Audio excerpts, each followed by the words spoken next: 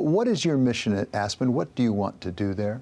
I think our mission is to promote a free, just, and equitable society with all that means. And that's a complex vision, of course.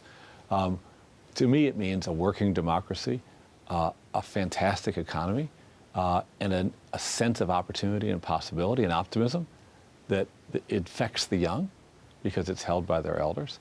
The Aspen Institute is a devoutly nonpartisan organization. We are absolutely committed to improving civil discourse as a part of strengthening civil society. I don't think anyone could quibble with that as a goal. It's a pretty broad goal. Yeah. And what's the risk that by trying to do everything, you end up essentially doing nothing? Well, that's the thing. You have a big vision, but then you have to be strategic about which directions do you move into. So for us, I would say, and this is not going to be exhaustive, but a few of the high-level things we're focusing on is, one, developing mid-career professionals from the private sector. We have 15 different programs on highly successful mid-career people. Secondly, we focus a lot on what I'll call the new localism, which is that working in partnership with other organizations on the ground to frame and solve a problem in a way that's not partisan and can be documented. Another part of our work, we developed a whole focus on community college excellence and helping new college presidents of two-year colleges be able to increase graduation rates and increase the employment of their graduates.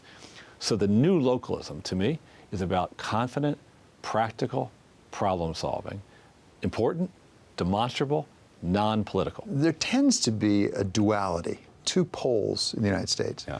People who say it should all be private sector that addresses the major issues of our day. Another who tends to say it's all government. We have to have the government do it.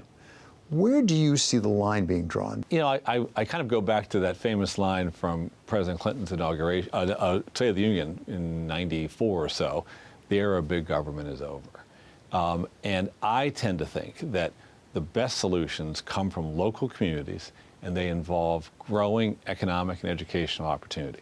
And so I tend to think that.